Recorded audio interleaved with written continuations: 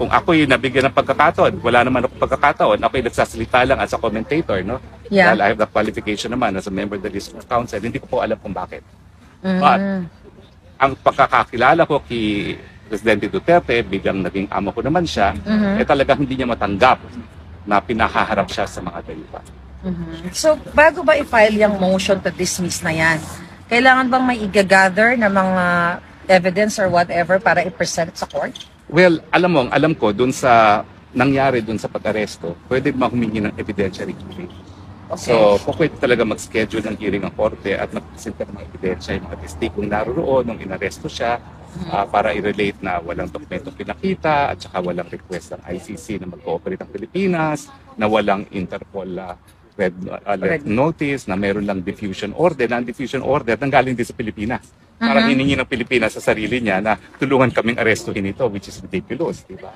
So, pwede mong i-allege na yung illegality, tapos yung pagpuprueba, magkakaroon ng hiwalay na pagdinig para tanggapin yung mga ebidensya.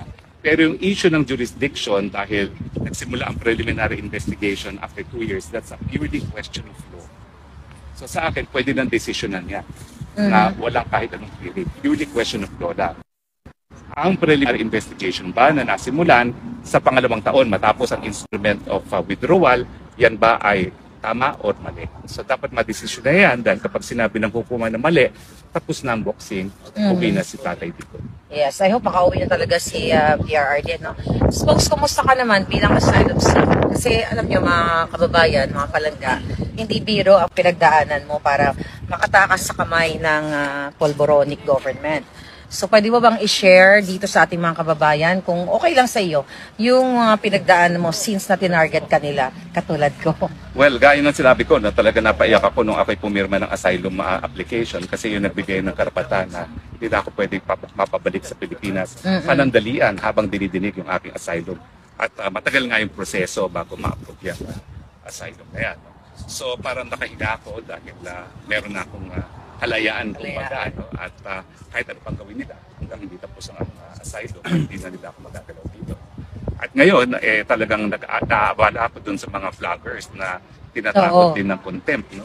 Yung nangyari kay MJ na kapag hindi siya mag-apologize at umamin di umano na fake news vendor siya, ipapakontempt siya, naintindihan ko yun. Kasi sino ba namang gusto na ma-aresto? Pero parang napakasama nung nangyari sa kanya.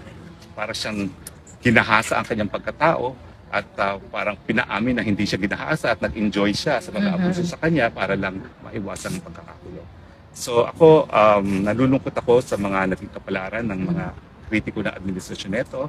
Bagamat sila'y matapang, naintindihan ko rin kung bakit marami sa kanila rin ay nag-iisip ng mag-asylum. So ako naman, tumutulong ako at ang sinasabi ko ay ang proseso ay mahaba, pero mas mabuti naman yun kaysa papayagan nila yung Board Committee, yung tribunal na yan na talagang isalawlain ang kanilang mga pagkatao. Kaya ako malis dahil ayaw kong salawlain nila pagkatao ko dahil wala silang karapatan na gawin yan.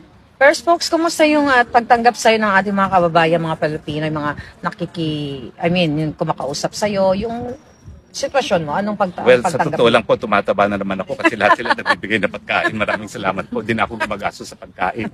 Lahat sila nag-o-offer din na tuluyan, no? At yun na nga, yung isang pamilya in the process of being visited, kung pwede nga yung kanyang tahanan na maging tirahan natin. No?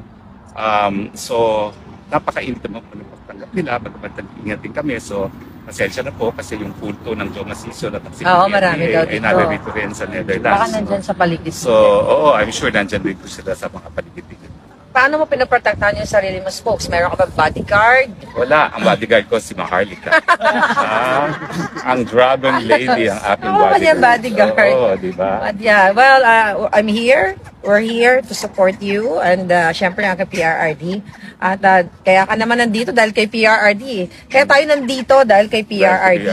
At para sa Pilipinas na rin, no? Kasi mali itong nangyayari na dayuhan ang gustong mag-usga kay Presidente sa mga di umanong paglabag sa ating batas sa Pilipinas. Matagal na tayong malaya, dapat hindi nangyari. Yeah. Okay? Yes, so yun na lang muna. Bago gusto mo nyo magtanong. Ikaw naman.